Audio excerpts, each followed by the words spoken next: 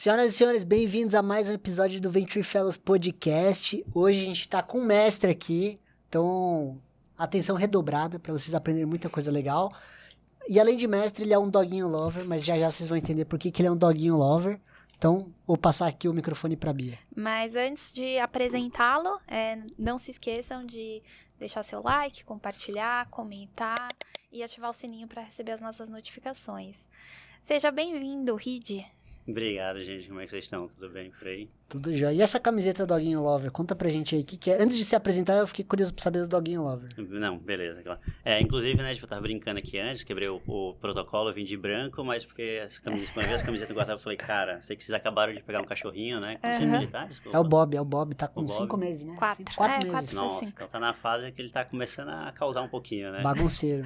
Pouquinho, se fosse um pouquinho. Pô, o bicho come fralda, meu Deus do céu, cara.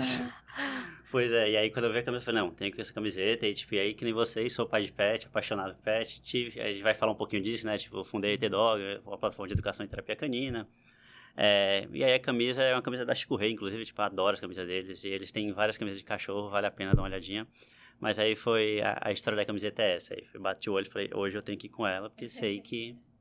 Muito bom, muito bom. Reed, agora vamos falar um pouquinho de você. As pessoas que forem agora no LinkedIn colocar Gabriel Reed, provavelmente vão encontrar duas pessoas, né? Um, Gabriel Reed, que é o seu concorrente direto como parente, né? E outro você. E aí, ao acessar o seu LinkedIn, elas vão ver que você tem um background bem diversificado, bem variado, né? Conta um pouquinho pra gente, cara, como que você construiu toda a sua jornada empreendedora profissional. E depois a gente vai até explorar um pouquinho a questão dos seus skills jurídicos. Beleza, legal. Não, inclusive, cara, eu adoro você porque você sempre traz a polêmica pra mesa, né? Não tem, né? Já trouxe aqui o problema, beleza. Mas é isso, eu tenho um outro parente, um primo, que ele também se chama Gabriel Reed.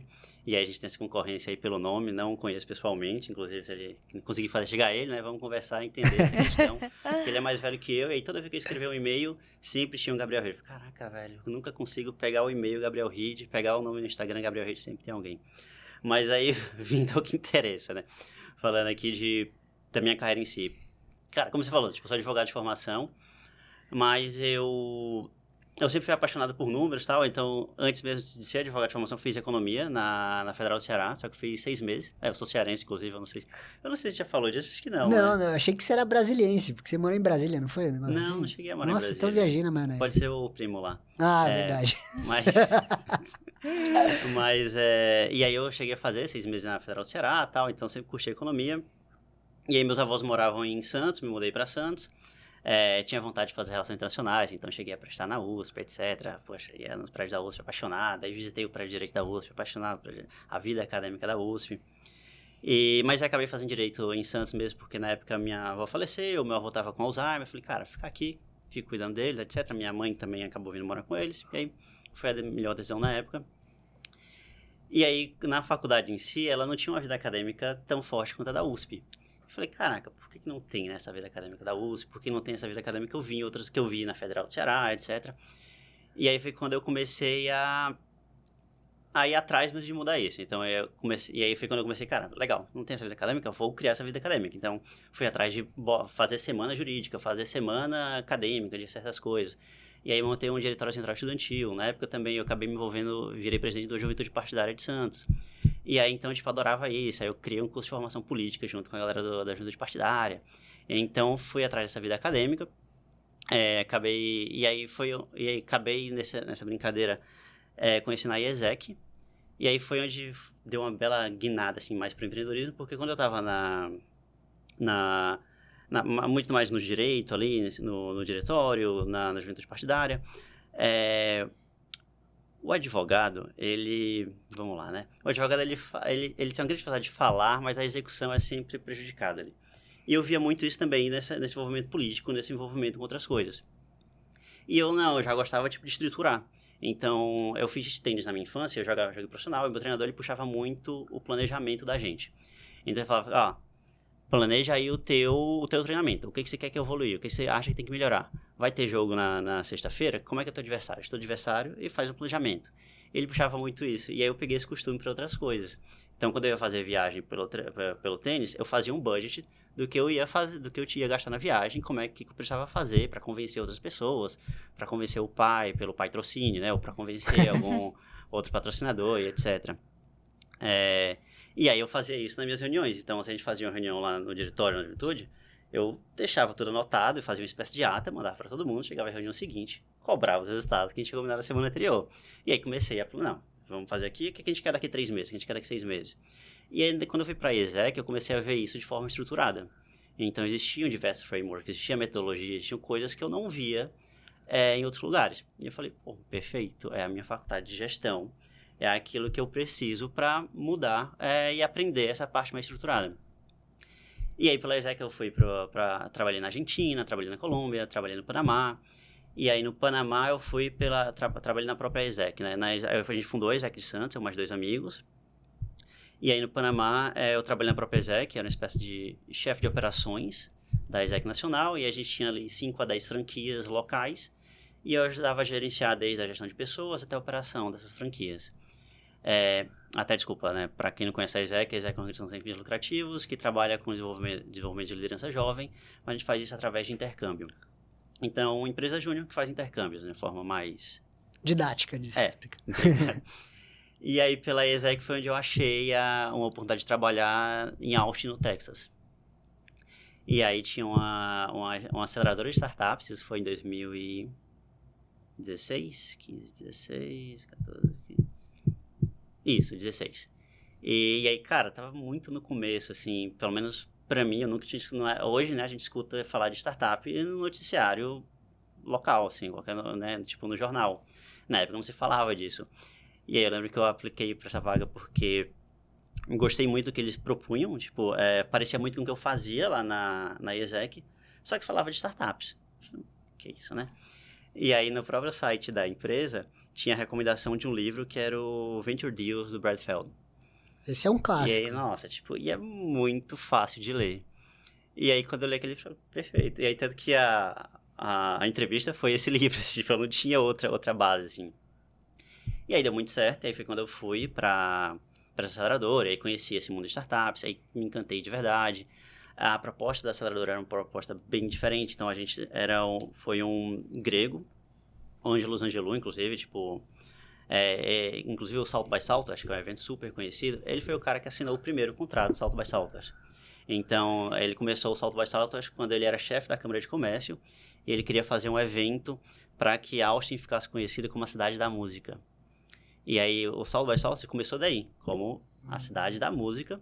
E aí, com o tempo, foi virando um evento de tecnologia. E foi esse Ângelos que desenhou tudo isso. E aí, na época, ele tinha uma consultoria. Ele já tinha trazido uma startup para Austin, que é a... Ai, meu Deus, me fugiu o nome agora. Bom, fugiu o nome, depois eu lembro dela. E aí, deu certo. Ele falou, cara, vou fazer isso com outras startups. E ele começou a trazer startups de fora dos Estados Unidos para implementar um negócio lá. Né? Porque, querendo ou não, tipo, o Brasil ele é um mercado muito grande e uma startup nossa, ela fica muito grande antes de ir para outro mercado. Né? Então, ela já não é mais uma startup antes de ir para outro mercado. Enquanto que América Latina, América Central, Leste Europeu, ali não. Elas precisam buscar outros mercados. E o mercado norte-americano é um mercado mais fácil de chegar. E aí, a proposta dele era muito baseada nisso, em trazer estrangeiros para trabalhar lá. E aí, foi onde eu conheci, de fato, ali o mundo de startups. E aí, comecei a entrar nesse mercado. E aí, saí de toda a carreira jurídica, né? Tipo, a advocacia e... fui para esse olhar mais empreendedor mesmo, e olhando gestão, e acho que é por aí. E por aí vai, dando voltas, assim, né? Muito bom. Quando você traz do Venture Deals, fica até a dica para você que está ouvindo a gente. Se alguém quer trabalhar em Venture Capital, esse livro é o must read, né? Eu digo, é obrigatório ler. Às vezes chega uma galera um pouco mais nova que está se formando, ou para vir para se formar, e fala assim, pô, Milton, o que eu tenho que fazer para trabalhar em VC? Você já leu Venture Deals? Não. Então, primeira coisa, tem que ler esse livro. Legal que você teve essa oportunidade de ler esse livro em 2016, né? Então você pegou bem o comecinho Foi bem dele. o comecinho, a versão 2, se eu não me engano. Era tipo... Bem recente. Esse livro realmente ele é diferenciado para quem quer trabalhar em startup. E Reed, você fez, né, essa mudança do jurídico para startups. Quais vocês diriam que são as habilidades jurídicas que mais são subestimadas, tanto pelos empreendedores como pelos investidores? Tá, vamos lá, né? Primeiro, tipo, apesar de eu ter fugido, entre aspas, né, do direito, assim, eu sou apaixonado pela ciência do direito, né? A ciência do direito, do meu ponto de vista, tem meus problemas com a advocacia, né? Aí, tipo, tem as burocracias da advocacia que sempre me incomodaram, que quando a gente vai para startup é exatamente isso, né? Tipo, a gente foge de muita burocracia. Mas a ciência do direito, ela, na verdade, é como a gente implementa a cultura na sociedade, né? Então, quando você pensa que os legisladores, eles estão olhando a sociedade, trazendo regras para a sociedade para que a gente consiga trabalhar na cultura da sociedade, e aí aquilo vai desde aquilo que a sociedade está pedindo para aquilo que talvez a sociedade precise e não consegue enxergar, né? E quando você pensa numa empresa, quando você trabalha cultura organizacional dentro da empresa, é isso, né? Quando está implementando cultura, você está olhando o que aquela empresa tem e como é que você traz isso de forma prática, né? Então, a gente pega lá muitas empresas que tem lá várias visões, missões, valores, mas e como é que isso está sendo implementado no dia a dia, na prática, né? E aí o direito sempre me trouxe isso, assim, essa percepção de, ok, queremos implementar essa cultura, vamos trazer para a prática, né? E aí isso sempre me puxou muito, assim, do direito, acho que é algo que eu carrego até hoje do direito, acho que é uma das principais coisas, mas eu acho que, assim, pro dia a dia, quando você pensa na parte mais prática, né, ali que o empreendedor, ele tá o tempo todo lidando com contratos. E contrato é interpretação de texto, né? Então, assim, no direito a gente aprende a interpretar texto, né? Então, a gente consegue, beleza, que tem algumas coisas que com o tempo vai facilitando, você vai conseguindo entender melhor certas cadências, certas regras ali, aonde ir em cada contrato. O próprio livro do Venture Deals, ele fala muito disso. Ele puxa essa brecha de, cara, quando você vai negociar um contrato, vá no que interessa. Não fica... E aí você percebe, inclusive, a diferença do advogado que está acostumado com contratos de VC, de multas, etc., ele sabe o que ele tem que discutir ali, né? Aquele advogado que não está acostumado, você vê que ele fica falando de coisas que, sei lá, brigas de quanto tempo vai ficar, talvez, quanto tempo vai durar uns juros. Ele começa a puxar em outros negócios e fala, cara, isso não tem que ser discutido aqui. Então, acho que essa interpretação de texto é super relevante para qualquer um que está entrando ali. Então, porque no final do dia, principalmente no começo da carreira empreendedora, você não vai ter condição de pegar um bom advogado.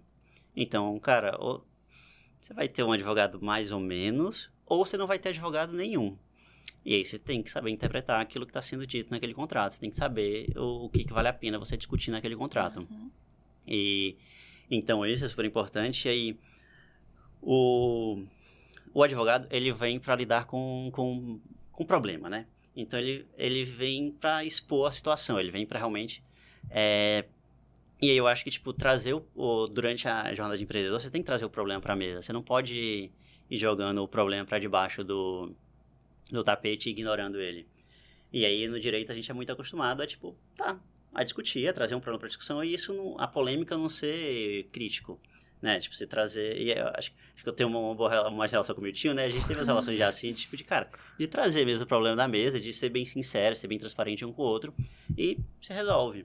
Sim. Então, e aí, quando você está começando a jornada empreendedora, quanto mais claro, quanto mais... O famoso combinado não sai caro, né? Quanto mais transparente você for com seu sócio, ou quem estiver envolvido, ou pessoas que você está trazendo para a equipe, de qual que é o cenário real que ela vai enfrentar na jornada, né? Quanto mais sincero você conseguir ser naquela jornada e trazer a problemática, trazer a situação sem medo mesmo, sem receio do que, enfrentar o conflito, né? O conflito, ele se ajusta, ele faz bem, né? Então... Eu acho que, dando voltas aqui, mas essas questões, assim, do direito, elas marcam até hoje, assim, e acho que são bem importantes pro empreendedor e por aí vai.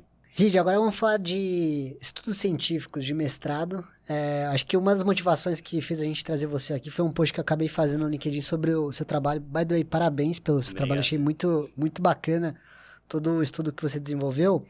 E no post que a gente fez no LinkedIn era até uma provocação, né? Será que as aceleradoras e incubadoras floparam, né? Deram errado aqui no Brasil.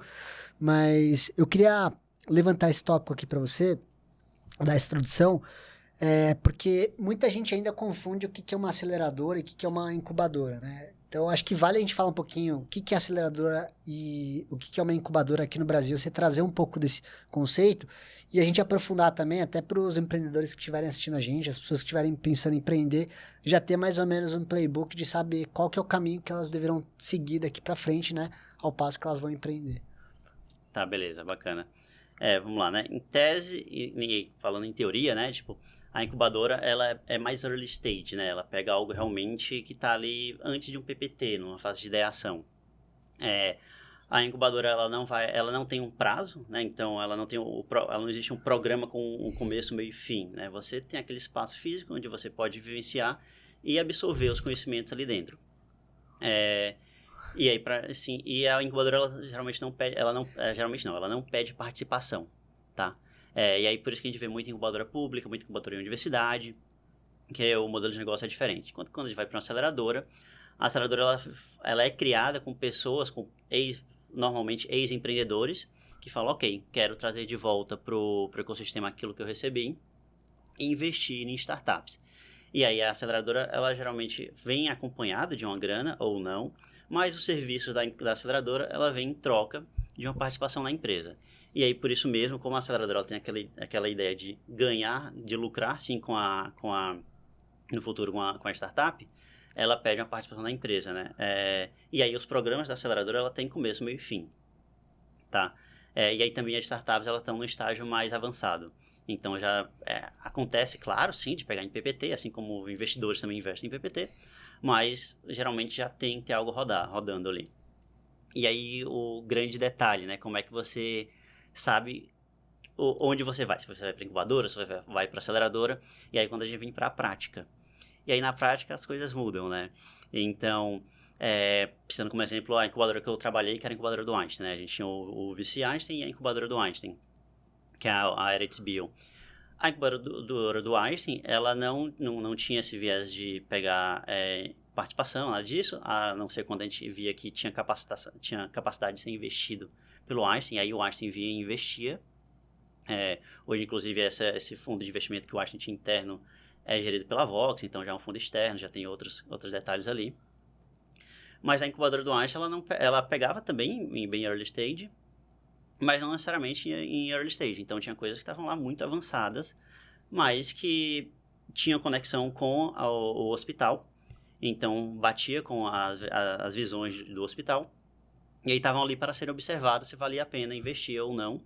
E, independente disso, se tinha como fazer algum trabalho com o hospital. Então, não necessariamente precisava estar num estágio de PowerPoint. Mas também tinha coisas, a gente tinha uma startup que estava incubada lá, que era dos alunos de medicina, e que eles estavam no estágio super inicial, assim, nem PPT eles tinham. Então, era uma fase de ideação mesmo. Então, aí acaba sendo muito caso a caso. E aí, a mesma coisa vale para aceleradoras, né? Então, no final do dia, para você entender qual que é o ideal para você, é conversar, né? A vantagem do nosso ecossistema é que ele é muito aberto, né? Então, as pessoas, elas estão a um LinkedIn de distância, elas estão a um WhatsApp de distância. Então, no final do dia, é conversar com as pessoas que participaram, que passaram por esses programas, é conversar com as pessoas que fazem parte do programa, é visitar o espaço. Então, todos esses espaços, eles, para se promover e para se manter ativos, eles estão sempre realizando eventos. Então, antes de você simplesmente achar que, vou me inscrever aqui e tá tudo certo e esperar ser chamado. Não, realmente vá ver aquilo que faz sentido para você. Então, essa conversa é o mais necessário. E aí, óbvio, né, fazer o trabalho de casa também, que é, cara, entrar no site, dar aquela explorada, entender, e aí vai ver as diversas vertentes. Então, para navegar para o ecossistema é isso mesmo, né? Tem que ter o cafezinho, né? Tem que ter o cafezinho. Tem que ter o cafezinho, tem que ter o cafezinho. E pensando um pouco sobre os seus achados, né? O que o seu estudo avaliou, como que os fundos de investimento avaliam a participação das startups dentro desse contexto das incubadoras e das aceleradoras, né? Quais foram, assim, os principais achados? O que você encontrou de maneira geral? sobre isso. Tá, legal. Até uma provocação. Se quiser trazer um pouco da história, por que você quis fazer esse estudo também, acho que vale. É perfeito. Boa. Obrigado. Inclusive, queria de verdade agradecer ao seu post, cara, porque, tipo, foi muito importante ali, tá? Tipo, você fez aquele post e aí toda a polêmica que gerou, e foi até isso que a gente falou, caraca, gerou essa polêmica, foi importante, vamos conversar, vamos bater um papo. Cara, esse post, ele foi, eu acho que o terceiro mais viralizado de toda a minha história do LinkedIn, cara. Olha aí. Impressionante como a galera ficou incomodada com a situação das aceleradoras cara. e incubadoras. E porque é isso, né? Tipo, aquilo que devia ser dito, né? Eu acho que... E aí foi aí... Até, legal, foi aí que começou o meu incômodo. Porque quando eu tava passando por essa experiência, que sei lá em 2016, 17, né? Quando eu comecei lá em Austin, era um outro momento. Esse nosso ecossistema, ele muda muito rápido. E era aquilo. Então, o Y Combinator tava em alta, a 500 tava em alta, a Plug and Play tava em alta. A Ace já tinha ganhado, acho que 5 vezes como melhor aceleradora da América Latina. Então, assim... Então, era um momento de... Cara, tava tudo bombando. Tava maravilhoso. Tipo, todo mundo queria fazer parte da aceleradora. A aceleradora era um fast tracking. Incubadora era um fast track para VCs. Então, se você participava de um programa desse, você ia ser selecionado para um VC. Então, nossa, lindo. Né? E, inclusive, o final desses programas sempre era uma apresentação, pitch para VCs. E aí, quando eu vim para o Brasil, comecei no Einstein, e aí ainda estava nesse momento. Né? A incubadora do Einstein foi um marco ali. Tipo, eu acho que foi a primeira, se não me engano, de saúde no Brasil. E aí começou e aí na época a gente estava bombando muito em fintech, depois foi para health tech, agora a gente está ali ainda health tech, fintech bombando, teve uma fase de HR tech, então e aí então na incubadora ainda havia muito esse olhar, tipo, então tinha muito VC querendo participar do que a gente estava selecionando, eles queriam investir conosco, só que com o tempo isso foi mudando.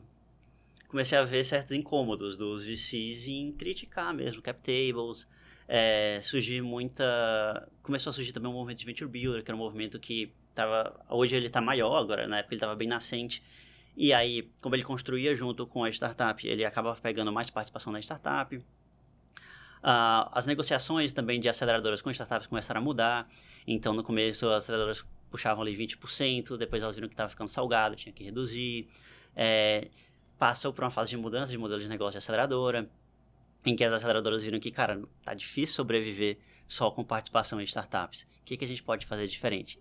E aí começou a trabalhar com corporação. E aí o cliente começa a mudar quando você está trabalhando com corporação, que o cliente não é mais a startup, o cliente é a corporação. E no meio dessa situação, eu vi que ninguém tava, tipo... Ficava uma situação de todo mundo se respeitando, mas ninguém trazia o incômodo pra mesa. Ninguém falava do bode que tinha dentro Ninguém falava de, cara, tá acontecendo algo aqui e a gente não tá se dando bem. Por que a gente não tá se dando bem? Não sei por que a gente não tá se dando bem. Só que na época que eu comecei, a minha cabeça foi, na verdade, o seguinte. Para cada 100 startups que você aplica para um VC, uma é selecionada. E eu ainda pensava assim, mas se os VCs veem incubadoras aceleradoras com uma boa pipeline de investimento, por que elas não estão selecionando? Talvez porque não tem um método de captação de investimentos muito bom para incubadoras aceleradoras que elas consigam aplicar, ensinar startups a fazer esse método. Porque, no geral, o que eu via também em startups, né? A galera, startup é osso, né? O fundador é complicado. E aí ele sempre, tipo assim, a galera não se planeja direito, quando falta um mês para acabar o dinheiro, ele fala, meu Deus, tá acabando o dinheiro, e agora? E aí começa a ir atrás de investidor, de anjo, de VC, etc. E, cara, mas, por que você não se planejou antes? E aí, todo VC que você conversa, você sabe que o cara, ele quer te conhecer antes, ele não quer te conhecer agora, ele quer co-criar contigo aquela tese, ele quer co-criar contigo o que tem que ser feito. E aí eu pensei, beleza, talvez seja esse método. E aí, academia, né? Então, na academia, eu tinha um método na minha cabeça, mas a minha orientadora, a Luciane, tipo... Agradeço muito a ela, porque é ela que me trouxe pro chão. Ela virava e falava assim, cara, mas a gente tá na academia, você não pode tirar um método da cabeça e propor. Você tem que justificar esse método, você tem que achar, você tem que entrevistar pessoas, você tem que ir perguntar. E nessa, para entender o método, eu tinha que achar um método bom para conseguir ter como base. Então, eu precisava descobrir quem que eram as aceleradoras incubadoras que estavam fazendo um bom trabalho e tinham conseguido emplacar startups para VCs. Só que quando eu começava a conversar, ninguém sabia dizer quais eram. Então, eu tentava ir na incubadora, a incubadora não tinha esse tracking. A aceleradora tinha mais esse tracking. Agora, o VC, ele se mostrava incomodado. Ele falava, E aí começavam as críticas. Cara, a gente não tá mais olhando muito para incubadora e aceleradora. Porque eles estão pegando... Ou a aceleradora pega muito o cap table e não tá entregando aquilo que merecia. E aí, quando a gente tem que ir atrás de incubadoras, a gente acaba gastando muita energia para pouco resultado. E eu falei, pô, cara, mas também ao mesmo tempo não faz sentido. Porque, sei lá, a gente tem 5 mil startups, acho que desde 2017, 2018, que passaram por incubadoras. Pô, é um pipeline gigante que não é boa. O que tá acontecendo aí? E aí foi onde eu vi que, tá, beleza, o problema não é a captação de investimento, é o relacionamento aqui que não está sendo bem sucedido. E aí foi onde a gente pivotou. Na época, inclusive, que eu fiz a qualificação, o Terra, ele bateu nessa tecla e falou, cara, eu acho que você não vai conseguir essa informação de quem está fazendo uma boa metodologia, porque eu acho que a galera não tem esse track record, não tem... E aí, se você for conversar com eles e fazer algo mais... direto com o incubador acelerador, todo mundo vai falar que está fazendo super bem, então você não vai conseguir uma resposta sincera e transparente. E aí acabou sendo isso mesmo, ele estava certo, tipo, a gente acabou tendo que pivotar. E aí foi mais para esse olhar de, ok, vamos analisar os serviços das incubadoras e aceleradoras que elas estão prestando, se esses serviços batem com os serviços que os VCs consideram importante. E acho que aí foi, na verdade, para mim foi o grande achado, foi perguntar de forma bem direta para os VCs, tá, um incubador, uma startup que passou por um programa de incubação ou de aceleração, você dá relevância? E aí a pergunta era, os itens eram, dou mais relevância se uma startup passou por um programa de incubação, dou mais relevância se uma startup passou por um programa de aceleração, não dou relevância se ela passou para qualquer um desses programas. E 70% falaram que não davam relevância para esses programas. Caramba. E aí, ok, né, e aí esse é o detalhe, né? Essa pesquisa é uma pesquisa de mestrado, então ela expôs só essa problemática. Mas isso estava localizado para o Brasil? Ou você estava considerando aceleradoras e incubadoras também de Brasil. fora? Ah, tá. Então a pesquisa foi com... A gente mapeou ali 66 VCs, usando a base do Emerging Fellows, como de VCs que eles têm mapeados. A gente categorizou ali os early stage. E aí mapeamos 66, desses 66, 44 responderam. Então, foi um número considerável ali. Uhum. E desses 44, 53%, se não me engano, eram gestores do fundo mesmo. Então, e no Brasil você tem por volta, sei lá, se não me engano, uns 200 e pouco fundos de no VC, total né? são uns 200 e poucos. É uma amostra bem... E aí, nesses 200 e poucos, na verdade, inclui aceleradoras que investem, inclui venture builders que investem, inclui CVCs, e aí também não coloquei CVCs, inclui private equity, que também não entraram, e aí a galera também que investe mais em série B para cima, né? E ali a pesquisa era até que investe em série A. E já existem alguns estudos que olhem para isso em mercados mais maduros, por exemplo, Estados Unidos, se realmente os fundos lá também não olham para isso? Não, esse é um detalhe, e aí isso que é um detalhe interessante, que serve para próximas pesquisas, inclusive. Ineditismo, cara, isso aí é um doutorado daqui a pouco. De trazer essas outras percepções. E aí, ok, também teve uma questão que a pesquisa foi muito baseada no ponto de vista do VC, mas e o ponto de vista da startup, né? Como é que tá com relação a isso também? Então, ela traz muitas aberturas ali para outras coisas. Que legal. Então, dá para explorar muito mais esse tema, né? É um tema que dá para ser muito bem explorado ainda. Então, acho que se você pudesse falar o dado mais relevante aí do seu estudo, você diria, então, que esse seria o carimbo. Falar, putz, esse estudo deu achado que 70% dos VCs não dão valor para o trabalho das aceleradoras e das incubadoras aqui no Brasil. Sim, esse para mim é o mais marcante. E aí, óbvio, né? Tipo, eu acho que ele é muito marcante porque existe uma perspectiva... Porque quando a gente analisa ali o ecossistema de startups, uma startup ser VCable, né? Tipo, ela ter capacidade de ser investida por um VC é muito relevante para o crescimento. São pouquíssimas... Nossa, agora até me fugiu o número, mas... me fugiu o número agora, mas a maioria das startups, elas morrem por falta de dinheiro. Uhum. E aí, falta de dinheiro, mas a gente tem dinheiro sobrando no mercado. A gente está com grana sobrando no mercado, mas os VCs não investem porque não sentem que as startups estão preparadas. Então, e é esse o detalhe, né? Tipo, ok, eu estou falando aqui que incubadoras e aceleradoras estão com esse problema, mas a culpa não é só de incubadoras e aceleradoras. Os VCs também têm que assumir a responsabilidade de, legal, existe a possibilidade de gerar essa pipeline aqui, porque que eu também não estou ajudando a gerar essa pipeline, não estou ali também instruindo, eu não estou ali também dizendo o que a gente precisa ver, né? Então, é uma comunicação do ecossistema, não dá para, tipo, responsável da A, B ou C, tem que o ecossistema se conversar e entrar num acordo, né? E é muito louco, porque mais de 53% das empresas listadas na Nasdaq são investidas de fundos de venture capital, aqui no Brasil é 3% esse número, né? Não sei se você sabe. Bom, eu soube recentemente, eu vi, acho que foi no jornal, eu vi isso. Eu falei, cara, tem muito potencial pro Brasil, pra fundo de VC, botar a grana ali numa fezinha pra ir pra B3, né? Nem pra Nasdaq. Sim, cara. Mas é uma curiosidade. O nosso ecossistema é muito... A gente tem um mercado muito bom, né? O Brasil é gigante. A gente tem um mercado... E tem mercados inexplorados que a gente não consegue entrar ainda, já que, claro, a gente ainda tem uma visão muito dos mercados que a Faria Lima olha, né? Mas e mercados mais afastados? Eu lembro que teve uma startup que agora eu não vou recordar, na época que estava tocando o programa do BTG, na época da ACE. E era uma startup que fazia o que a Stone fazia, se eu não me engano. Isso foi em 2019. Só que eles faziam no interior do país. E aí era onde a Stone não conseguia chegar. E os caras faziam isso. Então você fala, caraca, tem vários mercados que a gente não conhece, não consegue explorar muito bem ainda no Brasil, que a gente tem capacidade de explorar. Então o nosso mercado brasileiro é muito forte. Puxando esse gancho de mercado brasileiro, a gente já discutiu aqui no podcast um pouco das fortalezas, né, do empreendedor brasileiro. Então, principalmente essa questão de resiliência, de não desistir nunca. Então, isso é realmente um aspecto positivo.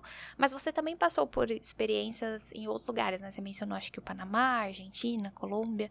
Então, para você, eu queria perguntar o oposto, né? O que a gente poderia aprender com esses mercados? Tá.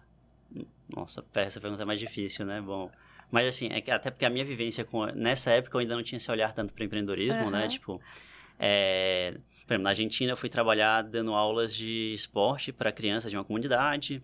Na Colômbia eu fui dar aula de inglês numa escola pública. E aí no Panamá foi onde eu fui No Panamá eu consegui ter uma visão mais macro. Uma coisa que eu achava muito... Na Colômbia tinha um... Vocês já foram pra Colômbia, desculpa? Não. Cara, é o país da América Latina que eu mais me apaixonei, assim. E eles... e muito pelo que você sente lá, assim. Eles têm uma cultura... Então, eu lembro até hoje que tem uma droga lá chamada escopolamina. Que aí é uma droga super pesada, que eles usam muito pra cometer crimes. E na época que eu fui, isso tava meio em alta. Porque foi bem na época que tinha acabado... Tava na pacificação. Né? Então, e aí essa droga é uma droga que você passa na pele da pessoa, a pessoa perde os sentidos e você fala assim, vamos na sua casa e você vai me dar seu computador? E você fala, tudo bem, vamos lá em casa, eu vou te dar meu computador. Nossa. Então, ela se concentra na região. E é de uma flor chamada flor de borracheiro, que diz que se um animal dorme debaixo dessa flor, ele sai meio bêbado. E aí por isso que é de borracho, né, de bêbado. Sim. Só que essa flor, você vê ela é comum lá em Bogotá. Ela parece um copo de leite, ela é super comum. E aí eu lembro que eu tava fazendo uma excursão não sei o que de ouro, Laguna Dourada. Na Laguna Dourada. E aí essa flor tava lá, e aí era um indígena nativo que tava conduzindo, e eu virei e falei, pô, cara, mas por que, sei lá, não dá fim nessa flor, né? Já que ela produz essa droga super forte e tal. E ele virou e falou assim, cara, mas assim, a flor, não é culpa da flor. Essa flor a gente faz, e ele começou a citar vários remédios que se produzem com essa flor. Mas o homem também escolheu fazer essa droga. Então assim, a flor não tem nada a ver com isso. E aí, tipo, essa história me remete sempre a, tipo, tentar manter o ideal, sabe? Tipo, de, ok, a decisão certa ou errada, a decisão boa ou má, quem toma é você. E aí, trazendo pro empreendedorismo, né? Eu lembro, eu vi esses dias aquela série do Big Vape, que conta a história da Juul, que é aquele cigarro eletrônico, né? Uhum.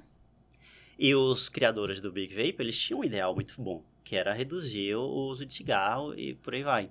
Só que no meio do caminho, o mercado corrompeu. Eles precisavam, tipo, vender. Eles começaram a pegar captação. No meio dessa bagunça, eles pegaram captação de um investidor, de uma indústria do cigarro. E aí perdeu completamente o viés, onde eles começaram a produzir, não repararam, e começaram a fazer um marketing super pesado em que atacava jovens. E aí, pelo menos, essa ideia, essa história da Colômbia, ela me remete muito a isso, assim, mas aí é aquilo, né? Tipo, é uma história, eu não consigo trazer ali pro mercado empreendedor colombiano, né? Tipo, é uma coisa que eu admito que não tenho tanto conhecimento, tá? Uhum. E aí, no Panamá já era um pouco diferente, porque no Panamá, ele tem uma indústria muito forte, né? Então, a gente tem Dell e várias outras empresas ali, Adidas tá lá, são várias empresas grandes que estão lá por conta do Canal do Panamá. mas ao mesmo tempo existia uma problemática para o país, essas empresas, que era o 95, se não me engano, 95% da liderança das empresas são todos estrangeiros. Então, não é local. Então, são estrangeiros que vêm morar lá. E aí, aquilo que a gente acha que vai trazer prosperidade econômica para o país, na verdade, causa o oposto. Porque o dinheiro não ficava concentrado lá. Então, aquela família que estava ali, ela mandava o dinheiro de volta para a família dela de casa. E também gerava uma série de problemáticas, né? Porque, enfim, o estrangeiro vinha falando inglês, né? Já que a maioria eram empresas norte-americanas.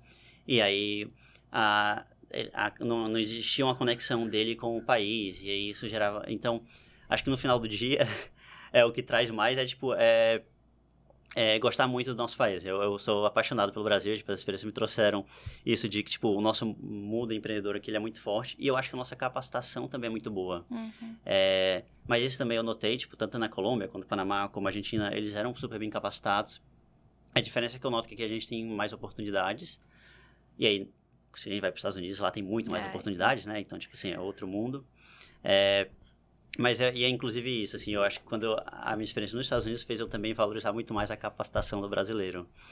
E aí, notando realmente, tipo, por mais que as nossas universidades não sejam tão renovadas quanto a universidade da Ivy League, etc., eu acho que as nossas universidades capacitam muito mais do que universidades de fora do país. Então, eu acho que é mais nessa vertente, assim. E aí, de novo, né, eu acabei vindo mais pro brasileiro que para o mercado, para a percepção de como o brasileiro se destaca do que realmente como esses outros mercados podem nos ajudar aí. Perfeito. Muito bom. Daí, passando um pouco para as suas experiências profissionais, Ridi, você, como um bom startupeiro, você participou de um momento muito importante da MedRoom, né? Você entrou lá como CEO e acabou fazendo o exit da operação para a Ânima. E eu queria ouvir um pouco de você, quais foram os principais desafios que você encontrou aí nessa jornada de MedRoom, empreendendo, até o processo de saída. Como Legal. que foi o processo de investimento, de captação, de saída? Inclusive, na MedRoom eu entrei um pouquinho depois até o que me levou para a MedRoom, na verdade, foi um dos incômodos, assim. Quando você está do lado do VC, do lado da aceleradora, você está ali gerindo portfólio e você está auxiliando aquele empreendedor, né? Só que, cara, às vezes eu dava sugestões para empreendedores e eu falava, mas quem que sou eu para estar dando essa sugestão, né? Tipo, eu sou um analista aqui, eu sou gestor do portfólio, mas assim, eu não empreendi como esses caras, eu não tô sentindo a dor deles. E quando eu saí da Ace, comecei a bater papo, conversar com o ecossistema. Eu acho, inclusive a gente teve uma conversa naquela época. E aí a MedRoom era uma startup investida do Einstein.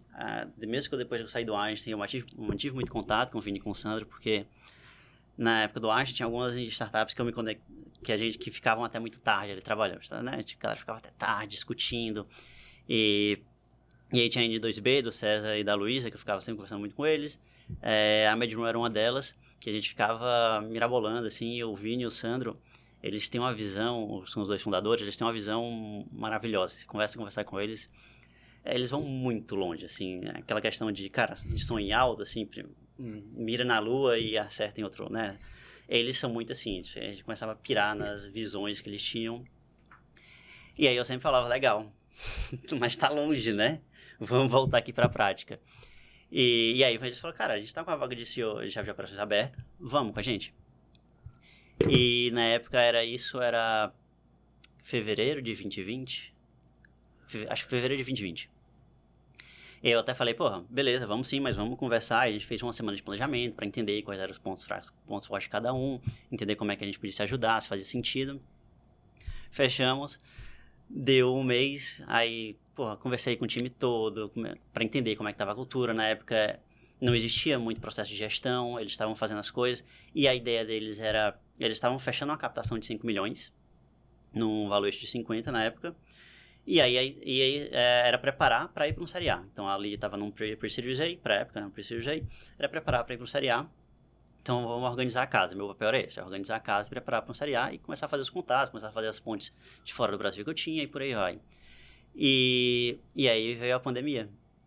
Então, foi numa terça-feira, se eu não me engano, que foi declarada a pandemia, né? Todo mundo foi para casa. A gente ia assinar o contrato com esse investidor numa quinta ou numa sexta. E aí, de repente, apagou da nossa agenda a reunião de assinatura. A gente falou, por que apagou, né? E a gente pegou e ligou pro cara e falou, não, pode manter aí, vamos manter a assinatura, não tem problema, a gente faz online. Aí ele falou, não, vocês não entenderam. Não vai sair dinheiro daqui. Fechou tudo. Era um corpo que investia. Ele falou, não, fechou tudo. Não tem como sair dinheiro daqui, cara. E a gente queimava muito. A gente queimava 500 pau em caixa. Tipo, era muito dinheiro porque é uma startup de deep tech pesada. Assim, a gente trabalha com realidade virtual. Então, eram máquinas muito caras. O conhecimento técnico da galera era muito cara. O mercado, a gente competia com a indústria de gamer. Até hoje eles competem com a indústria de gamer por mão de obra. Então, né, a indústria tem muito dinheiro ali. Então, é difícil manter o dev bom. E aí, nessa brincadeira, foi tipo, o que vamos fazer, né? Estamos queimando muito dinheiro, caixa tá acabando. E aí, a gente teve que reestruturar tudo. Muita gente acabou saindo da empresa, porque a gente teve que rever salário de todo mundo. E nessa, tipo, cada um tem sua situação, né? Então, tinha gente com filhos que, cara, não dava pra rever a situação. E a gente reveu com ele, mas ele fazia sentido pra ele ter que ir pra indústria game, né? E a indústria game começou a bombar nessa época. Sim. Então, assim, a galera começou a pagar em dólar o que a gente tava pagando em real. Você falava, meu Deus do céu, né? Então, ficava muito difícil competir. Então, e aí a gente teve que rever toda a situação, a gente teve que rever todo o formato de captação. A gente saiu do formato mútuo tradicional para um formato safe. E aí começou a rediscutir, começou a rever investidor, ir atrás de novo, criar toda uma pipeline de investidor novamente. Só que nessa brincadeira de dinheiro acabando, e a Anima e outros players que estavam ali interessados na gente, que estavam na disputa, eram nossos clientes também. E a gente tinha um produto que era um good to have, mas não era um must have. Então, todo mundo também cortou. Então, nossos clientes, e o nosso produto era físico. Então, todos os clientes começaram a cortar contrato. E a gente vinha olhando o dinheiro embora. E aí começou, né, tipo, e aí foi onde a Anima falou, cara, a gente compra vocês. Só que a negociação começou lá embaixo, que eles sabiam que a gente estava mal das pernas. Ó, a gente paga as dívidas. E foi onde a gente foi evoluindo. E aí conversei com o Vinícius e falei, cara, vocês estão dispostos a segurar? Tem essa rede de investidores aqui, conseguir ir atrás, a gente consegue olhar edital, consegue olhar outras coisas e trazer grana de outros lugares. E aí o Vinícius falou, não, vamos embora. Nessa brincadeira a gente tinha perdido ali, acho que metade do time. E aí a gente também teve que fazer uma espécie de onboarding rápido, assim, porque o que a gente fez também pro time? Para conseguir manter a qualidade do produto, conseguir evoluindo, na época a gente pivotou do óculos realidade virtual e foi para fazer um aplicativo. A gente fechou, inclusive, uma parceria na época com o Incor, e aí fechamos o edital com o Incor, que fez isso que não sustentou, que não deu mais tempo.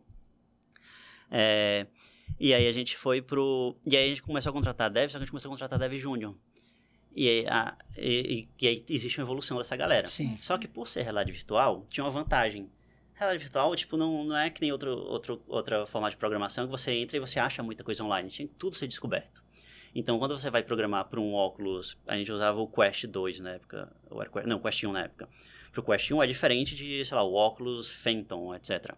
Então, tô até chutando o nome, tá? Mas Sim. assim, então não existia então você tinha que descobrir a programação.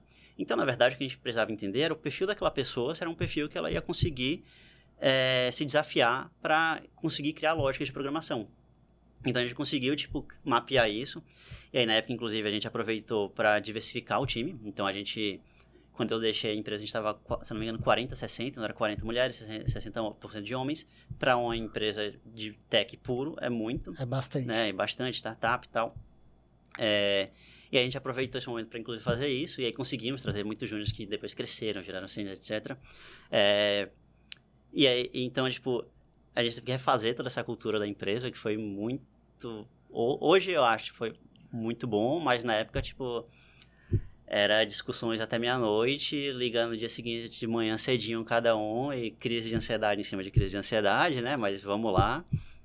E aí, nessa brincadeira, a gente conseguiu refazer todo o formato de captação, mas a captação, ela ainda era arriscada, né? Porque a gente manteve a mesma captação, sendo que o mundo tinha mudado. Uhum. A gente não sabia quando é que ia acabar a pandemia, né? Tipo, a gente estava ali passando pelo primeiro ano. E, pô, não era para durar um ano, era para durar muito pouco. E mesmo assim, também a gente viu que tinha muita conexão com a Anima. Então, uma das propostas que a Medium tem a Medium é uma startup de realidade virtual que trabalha para educação médica, né? Então, você coloca o óculos de realidade virtual, você vê um laboratório de anatomia humana na sua frente. Então, em vez do aluno de medicina estudar o corpo humano num cadáver ou no boneco, ele estudava na realidade virtual, que trazia muito mais realismo ali para a situação. E você também consegue colocar... ai, meu Deus, quando você... Aqueles cenários que você tem que viver na medicina. Então, desde como atender um paciente, de como fazer uma operação, casos clínicos. Você consegue colocar casos clínicos ali dentro. Que legal. E aí, esses casos clínicos eram o que mais tinha conexão com a Ânima, porque a rede da Ânima de universidades é gigante. Ela tem uma porrada, né? Se não me engano, tá na top 3 ali. Redes de universidade de medicina do Brasil. Então, isso ia também conseguir expandir muito rápido o produto e validar e testar o produto muito rápido. Então, foi isso, essa conexão, assim, que a gente viu tanto de valor da gente para a Ânima, quanto da Ânima também queria a gente. E aí, claro, foi no momento que a Ânima estava começando também a investir em startups. Eu acho que a gente foi a segunda ou terceira startup que a Ânima investiu na época. E aí também tinha essa questão, né, de vamos trazer uma startup. E aí a gente tinha uma cultura muito bem fomentada, uma cultura muito boa. Tudo isso que a gente estava comentando aqui de falar, eu lembro até hoje quando eu entrei que um dos melhores feedbacks que eu tive foi de um estagiário, quando ele foi falar bem da gente. Ele falava, cara, eu amo trabalhar na MedRoom porque eu posso falar que o Vini está errado em tal tema, ele vai entender, ele vai aceitar e vai observar se ele precisa melhorar ou não. Então, tipo, um estagiário falar que lá ele se sentia com essa abertura de falar, cara, acho que está errado e tudo bem. Então, assim, essa cultura era muito importante ali. Então, acho que essas conexões calharam muito ali pro Exit, pra Ânima. Legal, Reed. E hoje a sua atuação é mais como consultor, né? Isso. Se você fosse, né, montar algo novo hoje, o que seria o principal ou os principais aspectos que você observaria? Então, bom, após a MedRoom, né, eu fundei a ETDog, né? E aí, eu acho que uma das grandes problemáticas, assim, que eu tive na ETDog foi que eu subestimei muita coisa. Então, eu tinha passado por uma jornada de sucesso ali na MedRoom e falei, nossa, ok. Já sei tudo. Sei tudo, sou bom bastante. E aí, quando começa a jornada do zero, né? Porque, querendo ou não, eu peguei a MedRoom correndo. E eram outros momentos. E outro mercado, outra coisa. E aí eu tava pivotando para um mercado pet, que era um mercado que eu não conhecia. Né? E aí, beleza, sou apaixonado por cachorros, mas tá, que eu conhecia desse mercado. Não. E... tinha um amigo, o meu sócio é o Fernando, ele até hoje toca a ETDog, inclusive, porque, enfim, ele trabalha com educação e terapia canina, e ele era um especialista canino. Quando eu conheci, foi exatamente isso, ele que me fez eu me encantar por esse mundo, assim, porque eu sempre gostei muito de cachorros. Quando eu estava nos Estados Unidos, eu cheguei a dar lá temporário para muitos cães, e eu me incomodava muito com o adestramento.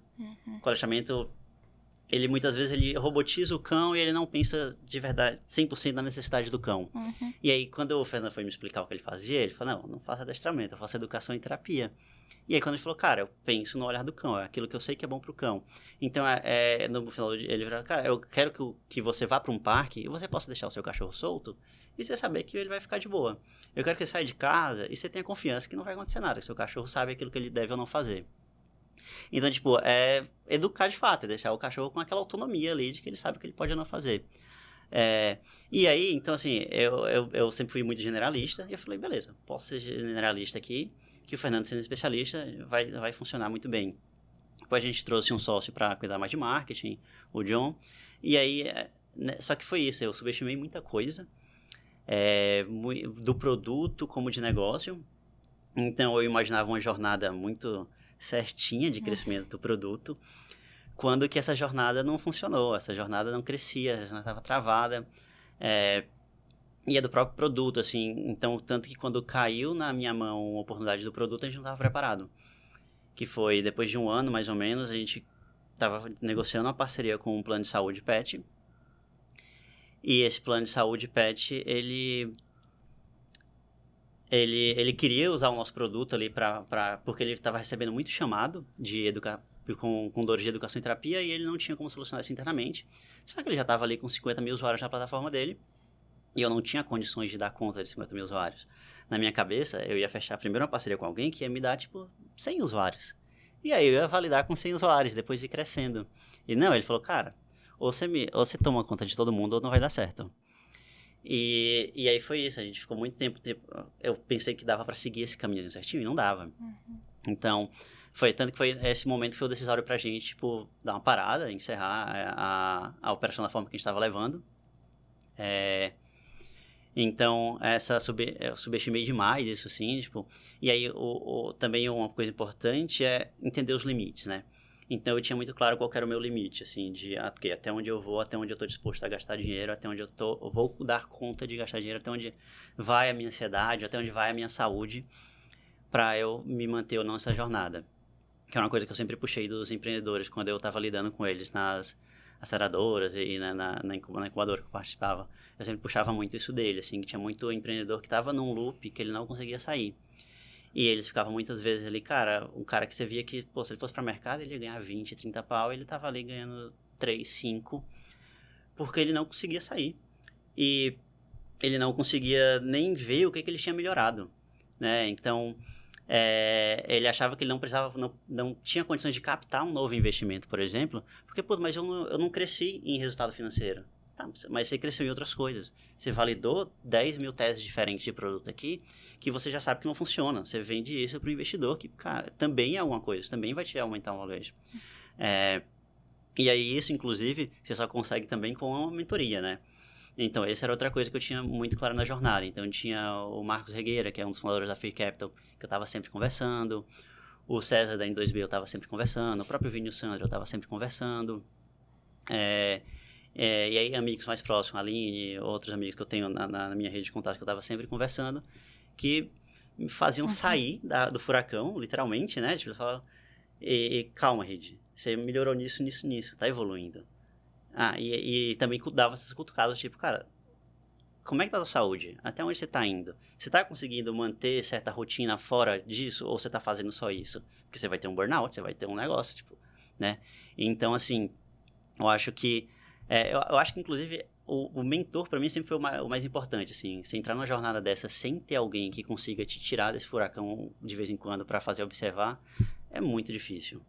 É muito difícil. E essa questão de ter bem claro até onde você está disposto a ir, porque realmente não é, né? Vocês que vivem essa jornada também empreendendo, não é, Sim, não é fácil, cara, não é moleza.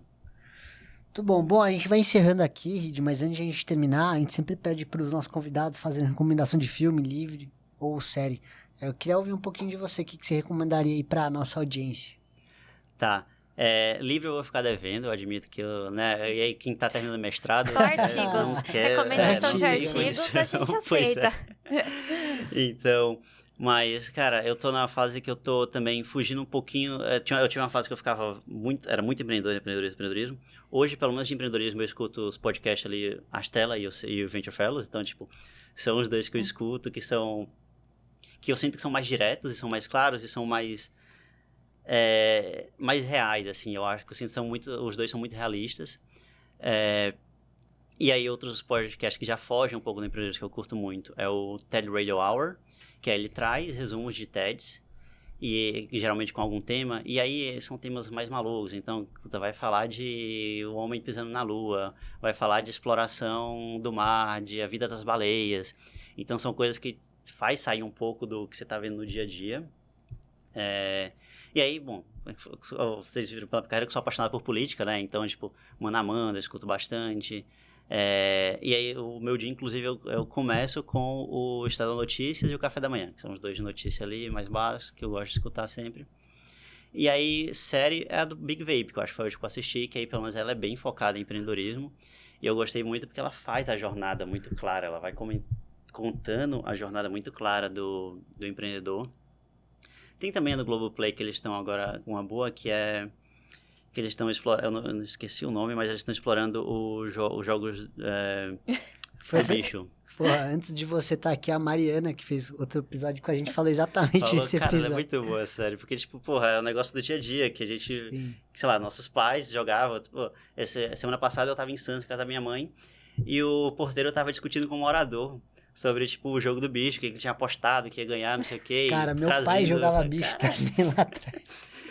E é isso, tá muito no nosso dia a dia, mas ao mesmo tempo, tipo, tem toda uma máfia ali por trás que, nossa, é super interessante de entender, né? Tipo, é um mercado que tá ali atrás que é super interessante de entender, né? Muito louco. Então, acho que são essas aí A do Big Vape, qual streaming que tá? Netflix mesmo. Netflix? Uhum. Legal. Eu acho que a gente começou a assistir, mas não foi pra frente. Vou Vou forçar, retomar. vou Acho retomar que essa tem que agenda retomar. aí, cara. Vale a gente pena. adora Porque chega essas uma hora de que começa business. também a trazer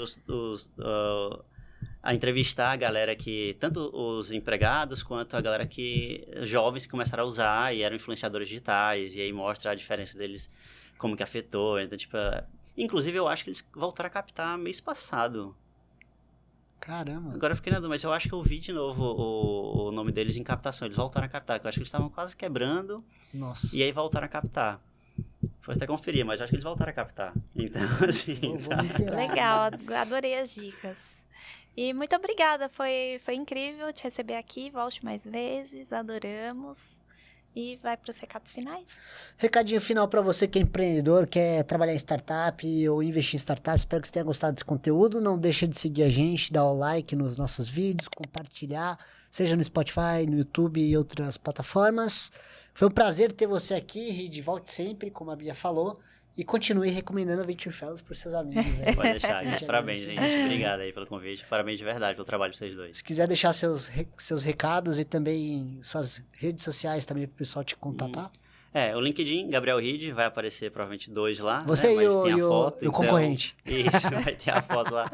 E o Instagram também, Gabriel.Reed, então fica à vontade para chamar em qualquer um deles.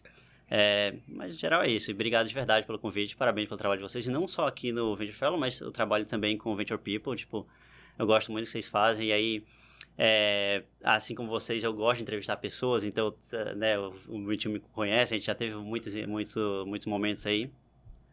E aí, parabéns mesmo, assim. E você então, já foi bem candidato bacana. nota, né? Nossa, né? Já fui contratado. Então, assim, Isso né? aí. Então, parabéns, galera. Muito bom. Valeu, Muito pessoal. obrigada. Um abraço.